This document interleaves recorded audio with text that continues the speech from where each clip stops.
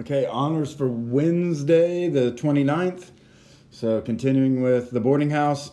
So, your previous assignment was to read the story and then have that essay set up. So, thesis with a foci and an argument and a couple pieces of evidence.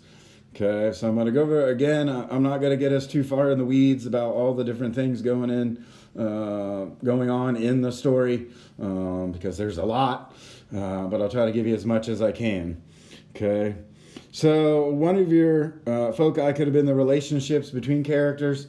So again, I told you previously that maybe take a look at the relationship between Mrs. Mooney, the owner of the boarding house, and Polly, her daughter. So Polly, is 19.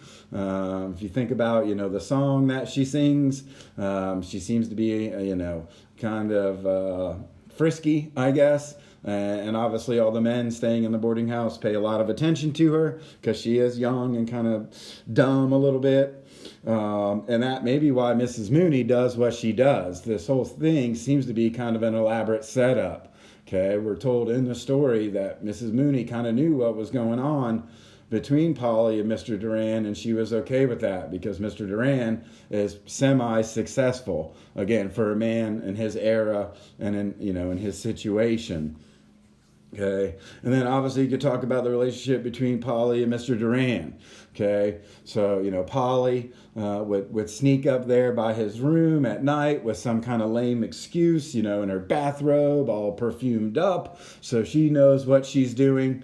Okay, and I'm sure Mr. Duran at this point, what's he gonna do? He's 35, he's unmarried. This cute little girl who's 19, is interested in him. So, but he has a lot to consider. We find out that Mr. Duran, what Mr. Duran does for a living is he sells wine to churches.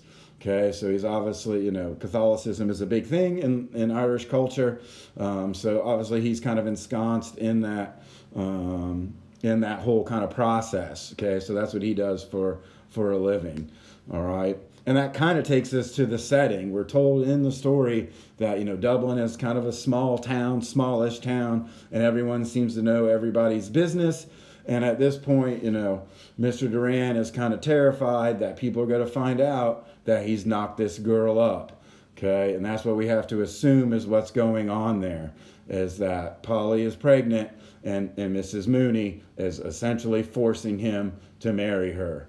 Okay, not only that, but then Mrs. Mooney gets rid of Polly as well. Okay, and she's no longer kind of a burden to her because she doesn't seem to be very good at school or be able to find a job on her own. I think at one point her mom even sends her to like secretary school, which she didn't last long in.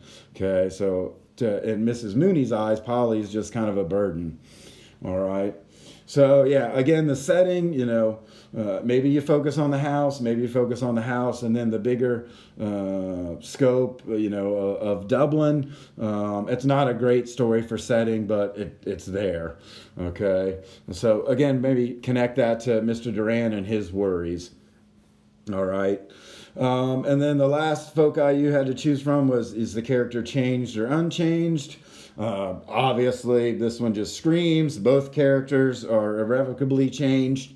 Okay, Mr. Duran really just kind of wanted a little fling here. He didn't necessarily want to marry her. And probably the same thing with Polly. She probably doesn't want to be 19 and pregnant and married to some, dude that, they didn't even date or anything, right? She's just kind of forced into this situation because her mom wants to get her off her hands. So that would be my foci if I were you, and a really easy paper to do. So don't make this harder than it needs to be, people. All right.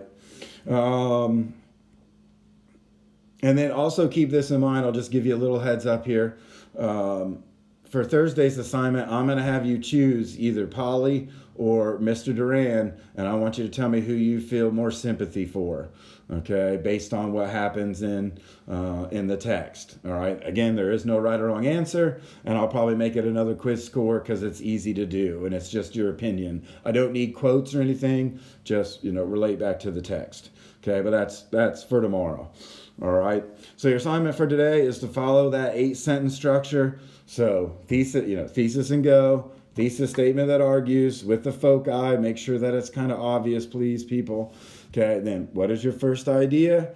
Okay, what is happening? What is the evidence? Okay, and then what is your explanation of that? How is that evidence working to back up your idea? Here's what I want you to do new. So this is going to be a 10-sentence essay, not an 8-sentence. So after you explain your evidence, so idea, evidence, explain, then I want your next sentence to be an explanation of how that whole idea you just gave me relates back to your thesis statement. Okay, and then do the same thing for your next idea. Idea, evidence, explain, explain, thesis. All right, so again, for a total of 10 sentences. So again, let's make sure that we're doing titles correctly. Okay, we're not doing that. I know it's little, but gosh darn it, do it. Okay, stories are in quotation marks. Dubliners, it's Dubliners, not the Dubliners. Dubliners is in italics. Make sure that we're citing correctly. Okay, we're using quotes correctly. You just can't put the whole quote in there. You got to mix it with your words or with your own sentence, please. Okay, we've been working on this all year. So, show me that I taught you something. Show me that you can learn and follow directions. Okay, so that's what we need to do for today or tomorrow. All right? Okay, see you guys.